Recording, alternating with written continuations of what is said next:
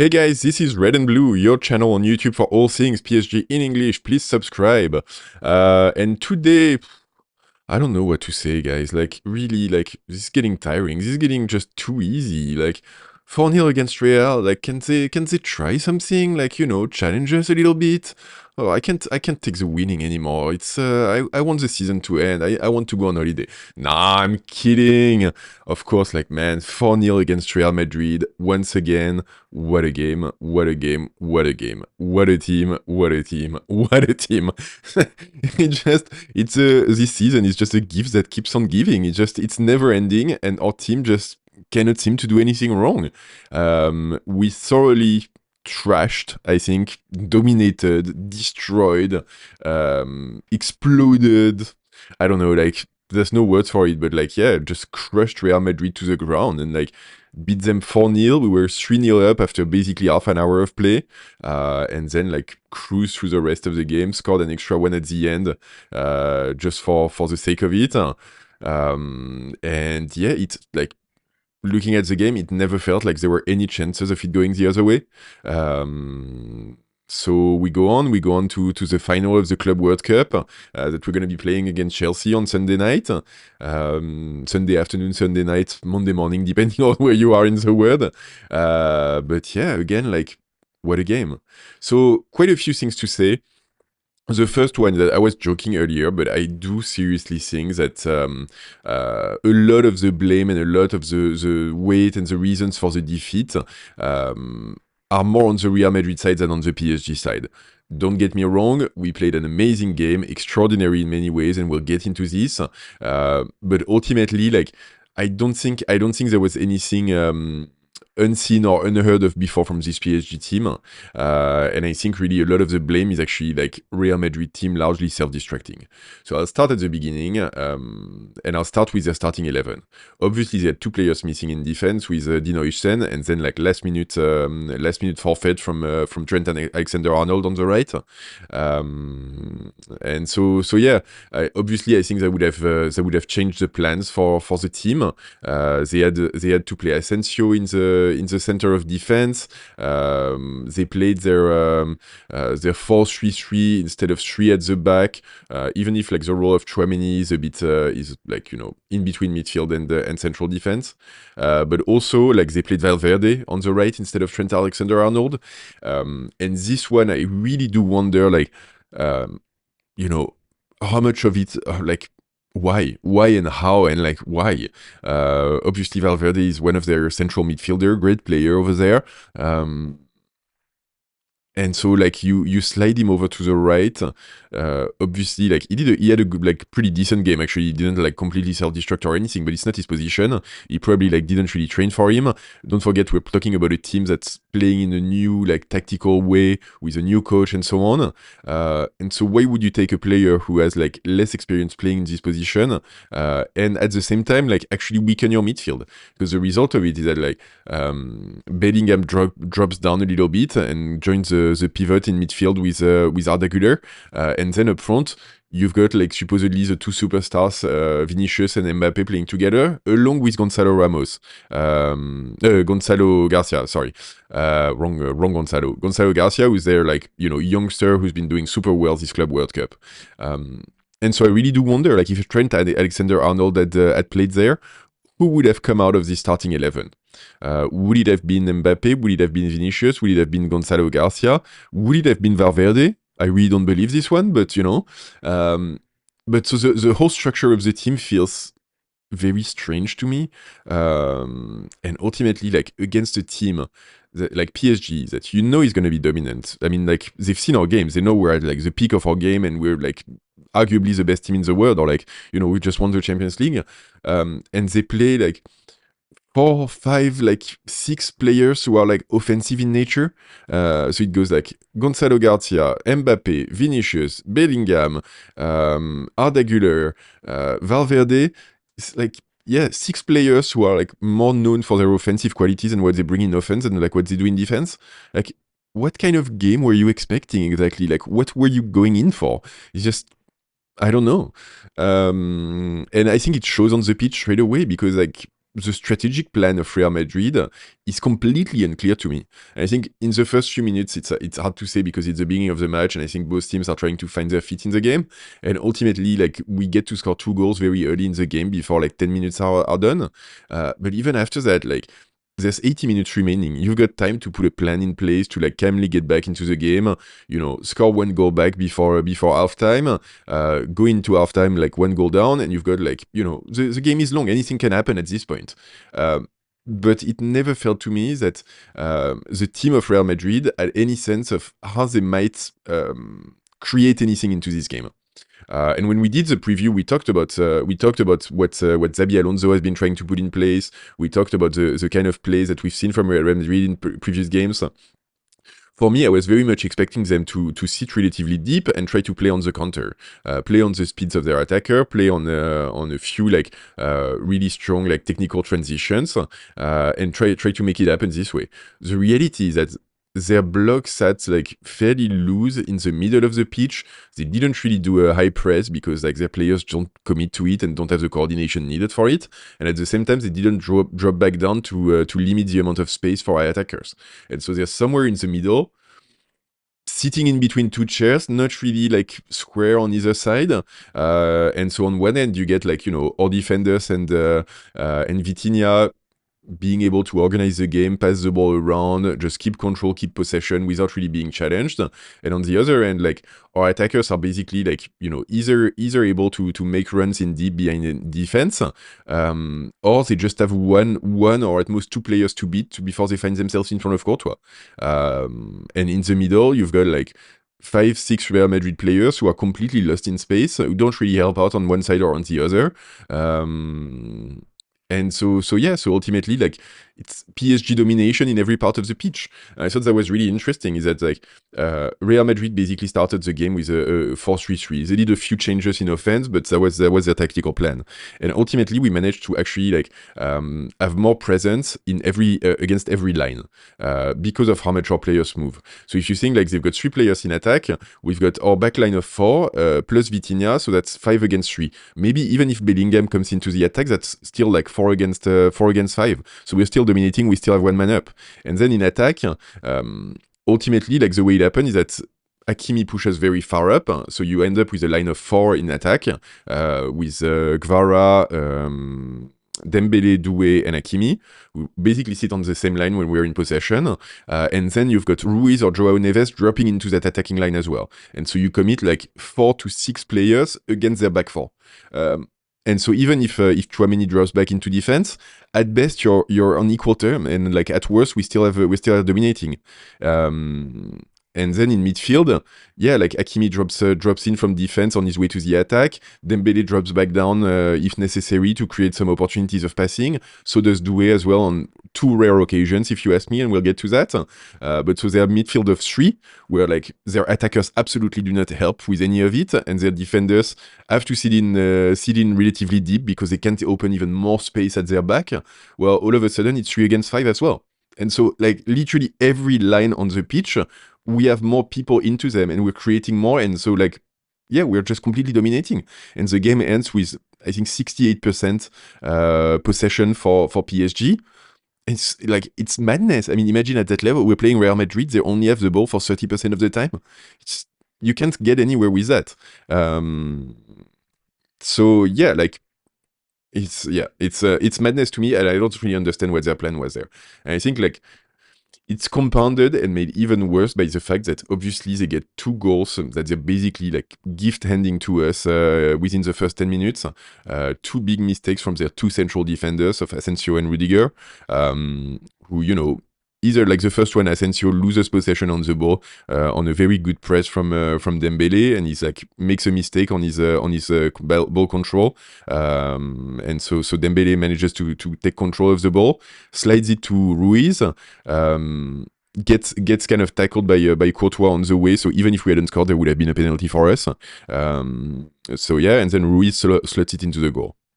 Easy. Second one, like same thing. Rudiger like misses his control. Dembélé gets possession, makes a great run at goal. And I think like that one, I was actually like I keep being very impressed with Dembélé this season, but if you think of the players that he was, like, even at the beginning of the season, but even more a couple of years back, think of the mental strength and control that it takes to run at goal with the ball, and you've got to obviously like, control the ball and keep possession of it.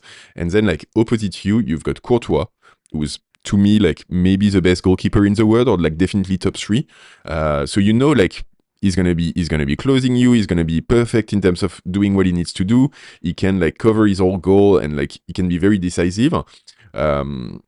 So Dembélé makes a run at the same time, like he does perfectly in terms of driving the ball, gets the ball exactly at the right time to make the shot, and put the shot like exactly at the edge of the post, without Courtois being able to get too much of a clue. Like if you compare to the Bayern Munich game, for example, and that like opportunities that Barcola misses against Neuer, where Barcola is in the same kind of situation, gets the ball in deep, makes a run at the goalkeeper, ends in a one-on-one situation, except Barcola you can see he's thinking about where should I put it, and like giving indications to Neuer, and ultimately like Neuer manages to get one extra step towards the attacker to block the angle, and manages to put the attacker in his head so that, he makes the save. He gets a sense of like where Barcola is going to put the ball, and he makes the save. Dembélé in that situation is like, makes no mistake, is absolutely lethal. And people are going to say like, yeah, he's one-on-one with the keeper, so it's easy, and like, he should be scoring and blah, blah, blah. It's really not that easy. And I think it tells a lot of the progress that he's made. So anyway, like we're 2-0 up, it's the 10th minute, and, Real Madrid basically like ended us 2 goals. So at this point for us, it's just like we can sit, we can wait, we can like we're just like we're in control of the game in every sense of the word. And Real Madrid at this point, like I said, like I still don't understand what they're trying to do, and I still don't understand like how they think, or like if they don't even think, they've got a way into this game. And we see that through the rest of the game, which is that PSG alternates between moments where like they're happy to pass the ball around in defense and with Vitinha and kind of keep possession like relatively low on the pitch. Moments where they're a bit like more up front and try to take runs at the defense. They definitely control possession all the way. And Real Madrid doesn't create anything. Like the few chances that they have of breaking away, the few chances that they have of getting the ball for longer amount of time. Nothing really comes out of it. And that's the other thing that I found really shocking about Real Madrid, and like positive about us, is that the technical domination that we showed for this game is just mind-blowing at this level. Because say what you want against Real Madrid, they've got like 12,000 flaws in terms of how they organize as a team and the games that they play and the tactics and so on. But you can't take away the fact that they've got some of the most technically gifted players in the world playing for their team. And I've got like mad respect for them for that. But Mbappé is very technically gifted. Vinicius Jr. obviously is like a sensational player who can make magic happen. Bellingham, Arda Güler, Valverde, like, and so on and so forth. Like, they do have some really, really strong players. And yet, like, the amount of missed passes, of missed controls, of like shots not on target, of long passes that go to no one, it's crazy at this level. And that's another stat that I thought was very telling, is that at the end of the game, PSG had a 93% pass completion when Real Madrid had 83. And I mean, at this level, 83 is both extremely low, but also like the 10% difference is crazy. It's a huge advantage. And I think it says a lot. And yeah, like, this one, I don't really know what to make of it exactly. Obviously, it's a long season, so there's tiredness and so on. And PSG is applying like a relatively strong press and challenging them and not making it easy for them. But it's a massive difference. And it's really below expectations of where I think this Real Madrid team should be. So going back to what I was saying about how like it's largely self-inflicted, really. So yeah, and like, because of this, not only do we dominate on every line of the team between defense, midfield, and attack, but also we dominate in every part of the game. Whether it's like counter attack going on for us or for them, we're stronger in offense, we're stronger in defense, and when we're in possession, we can keep the ball at the back, keep the ball up front, like press them high so that they cannot maintain possession. Well, there's not one element of the game where they actually have a chance against us, and so it's just a complete dismantling of Real Madrid. So yeah, we score a fantastic third goal by Ruiz. It was like once again, like I said, like we dominate on counter attack. At the end of a magnificent counter attack, Hakimi takes a run. Their players are completely disorganized and they don't know who's supposed to cover whom and how they should run and who they should go. And so Hakimi makes a run, squares it back, it goes to Ruiz, it's 3-0. We're at the 25th, 27th minute or something, and it's just game over. And yeah, like the rest of the game, we're essentially like playing the same games that they got to play against Dortmund on the previous round, where they had also an early 2-goal lead that they just sat on for the rest of the game. So we're completely in control. We're mastering our games and not really creating anything. They have like very very little in terms of chances and dangerous situations that they create. If anything, we're still more dangerous throughout the game, but we really don't have to push ourselves. And I think like if I compare with the game against Bayern Munich, where there was a real challenge to our way of playing with a very aggressive high press and some like technical dominance from Bayern Munich, where we had to adapt, we had to find solutions through long balls, through like players dropping in from the attack to hold the ball and allow the block to move back up, to Joao Neves like finding spaces in midfield so that we can go around Vitinha, who was really like having trouble with his opponent. We like in that game we had to adapt and create different things. I think Real Madrid game ultimately, like I said up front, like there's nothing in there that we did that I hadn't seen before, and we do it great. We're like completely in control. The collective quality of play coming out of this PSG team is out of this world, like literally at this point out of this world. So I'm not saying that because it's a Club World Cup, but it's insane. But yeah, like ultimately, like way easier games than against Bayern, and a completely well-deserved win for PSG. We get the fourth at the end with our subs.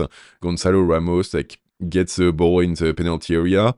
Proves that once again. I mean, I like this player, and like I'll like him. I'll like him after he goes from PSG. But like, yeah, the quality that a pure number 9s can bring and the things that he can do. I'm always disappointed that we don't get to see more of it. And obviously, like he's had a lot of chances. He's kind of missed them at this point, and I don't think he's in the right place at the right time, in the right team for him, and so on. So, like personally, I think he should exit this summer. But the goals that he scores and that little bit of trickery of oh, maybe I'm going back with the ball, but no, I'm turning, shooting, and scoring on the 6-meter line in the middle of their defense. Beautiful stuff. To me, like very, very beautiful stuff. He does the thing for Diogo Jota as well, so you can see that I think all of our Portuguese players are.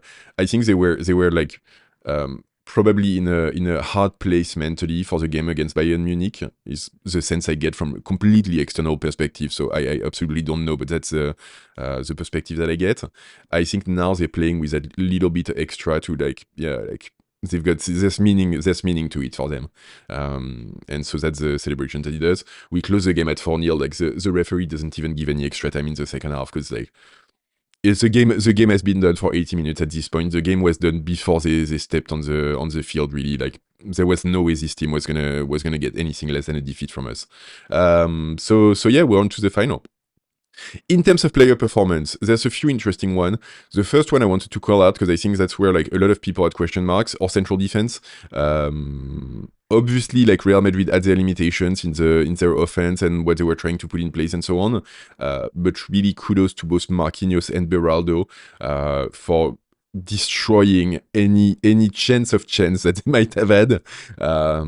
They broke apart their counter-attack, they broke apart any potential runs, they closed them down so that like even if Real Madrid had shots, they had less shots than us, and like a lot of them were off target, shots from afar. There's very, very little that happened actually in our area. So both Marquinhos and Beraldo managed to defend pretty high up on the pitch, which both of them we know that's not necessarily what they're most comfortable with and their strong suit. They showed a lot of strength, a lot of gravitas, and mentally it felt like they were very much in the game, fully confident, fully ready for it. Even like physically, it didn't feel like they were particularly challenged by it. So yeah, like, I think fantastic game for the both of them, and hopefully something that they can replicate against Chelsea, which might actually be a harder game for them in terms of the attack. We'll see when we do a preview, but I like really expect that. Then the next one, like man of the match, Ruiz, Fabian Ruiz. it's funny because I think like in this competition, like you score 1 goal and like in this case he scores 2 goals, you're man of the match. Because yes, that's the way it is. But I think in his case, he deserves it for a lot more than just his 2 goals. So he does score 2 goals. He does project into offense and manages to finish those 2 actions and those 2 opportunities, which is fantastic. But also the volume of work that he does in midfield in terms of running back and forth, in terms of covering against Arda Güler and against Bellingham, and then like dropping back into the left side of defense and covering for Nuno Mendes when Nuno Mendes attacks. It's crazy. And I took there was a moment that really like shocked me. It's actually like a minute or two before he scores his 2nd goal, and yeah, he's actually playing as a left back. At that point, he's like in defense. I was like, rewatching the game after, and like, I know the goal is coming, so I'm kind of looking at the build up and the way the team is structured. I'm like, how does he end up like literally like in the penalty area of Real Madrid at the end of a counter attack in 2 minutes, and right now he's like sitting on the same line as Marquinhos and Beraldo, like really in defense, like at the limit of our Paris area. And that's really like another great example of how strong collectively this team is and how well-oiled the machine it is, that the players can just switch positions, move back and forth, and also like know exactly when they need to make the run and where they need to project to really create chances. That was amazing, really strong throughout the game, but that moment was particularly telling for me. In midfield, like Vitinha was the usual maestro.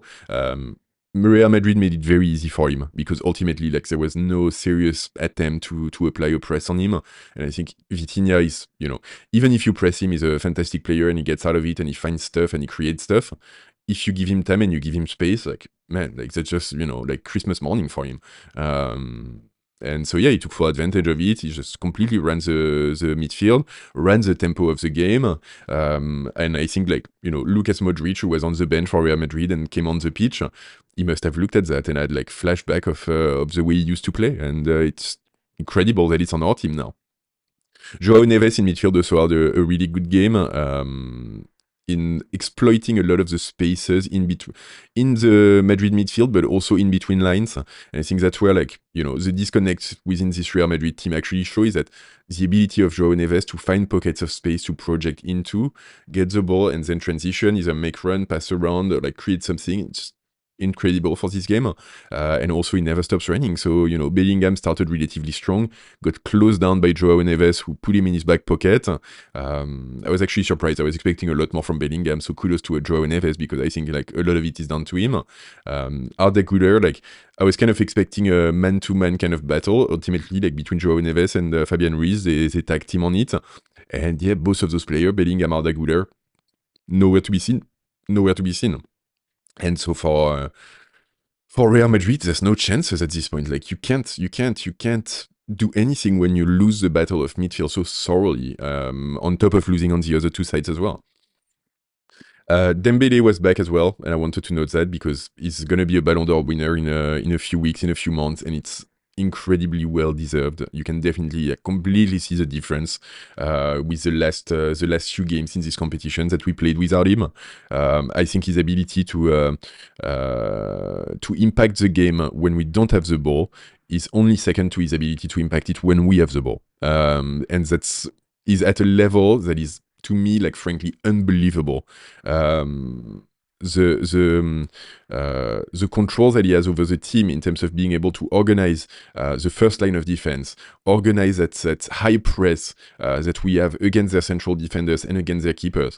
Don't get me wrong, like, the first 2 goals are gifts from Real Madrid, but they're not unprovoked either. And I think, like, the through line in both of those situations is the press from Dembélé, who applies, comes in, makes a run at the defense, and like defenders fumble because they know that he's going to be on them in like a fraction of a second. He's going to pounce and he's going to be able to like get the ball from them and then like transition and score goals. That's exactly what happens, and yeah, it's just amazing. And you see the difference with the previous games when we played different people up front against Bayern Munich. Like, we played Doué for a little bit, we played Barcola for a little bit. Before that, like, Ramos had a lot of game time this Club World Cup. You can definitely see that, for all of the talents that they have, and all of them are massively talented players, Dembélé is just 3 steps ahead, and it's insane. So yeah, Ballon d'Or winner for me, and it's completely, thoroughly well deserved. And last one also on the positive side, Hakimi. Like, I'll do my usual. Hakimi, what a player! What a player! I think not entirely like as impactful as in previous games, but he still gets away with I think like one assist, and he still gets away from like bossing the defense on one side, and kind of like giving a rough night to whoever was playing on the left of Real Madrid front three, whether it was Mbappé at the start, then Vinicius for a while, then kind of Mbappé again, like really had a tough time and no one really got through him, but also like really projecting into attack. And I think Fran Garcia on the Real side, like, yeah, he got a real good look at what it means in this world to be a world class fullback, and why exactly he's not quite at that level just yet. Not to say he's never gonna get there, but yeah, like you've got the best fullback in the world by about a mile in front of you, and it really shows.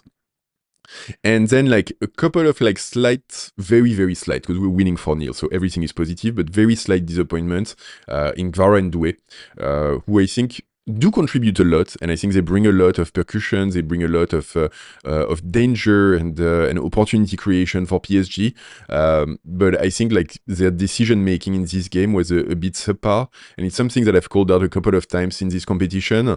I wish their finishing was a bit more clinical, especially when it comes to Kvara, and I wish the decision making was a bit better when it comes to Doué. And I think like when Barcola comes into play, in the place of Kvaratskhelia, you can see a difference, and you can see that Barcola right now feels like he might be playing at a better level than either player.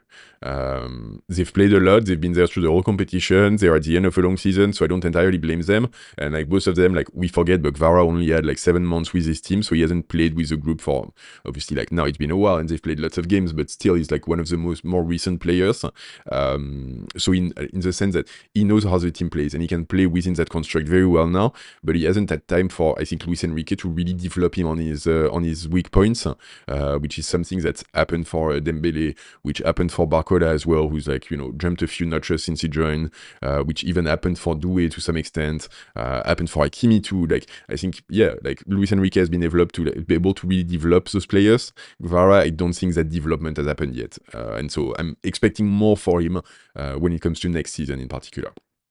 And then Doué, I think, yeah, his decision making hasn't been the best. He's still a very young player. The fact is, like, if I have to give him a rating out of 10, like, it'd probably be like in the 6.5, 7 kind of space. So he still has a very good game overall. It does help a lot in holding the ball and allowing the block to move back up. But I thought sometimes in fast transitions, he's not as decisive as we know he can be. So can't succeed at everything, and he's still a young player who's learning. So that's it. But like on balance, still a very good game. So yeah, that was it for me. A pretty long debrief, long-winded, like really a demolition job. And I think, it's crazy that in one season we've really like dismantled and beaten so many of the top European teams. It goes from Manchester City, Liverpool, Arsenal, Inter Milan, Bayern Munich, Real Madrid. Now we're going to be up against Chelsea, who, I think is going to be a strong team. I think like I need to like go back and watch their semi-final because I haven't watched it yet, to be honest. But I think they're going to be, I'm expecting them to be somewhere in between the level of Bayern Munich and the level of Real Madrid. So definitely a harder game for us, but we're going to go into this game as clear favorite. And I think like with a clear opportunity to win an additional trophy and be crowned world champion. So anyway, we still have 3-4 days until that game, so we do have some time. I'll do like obviously an in-depth preview, and I'm actually working on something a bit special for this one. So definitely stay tuned. For now, I'll end it there. So please like this video, video. It massively helps a lot in getting the channel noticed, and I know there's lots of PSG fans out there who are desperate for PSG content in English. So I'm doing a service here. Just help me help people, guys. like the video so I can help people. Do subscribe to the channel as well. Like I said, there's a lot more coming. We're in the final, so it's as exciting an end of the season as can be. And beyond that, we're looking at the Mercato. We're looking at an exciting next season. So do subscribe for more PSG content. And let me know in the comment what you thought of the game. What, like, if anything called out to you and anything that I might have missed. Let me know, and yeah, let me know what you thought of this game. And don't forget, as always, even in New York, ici c'est Paris!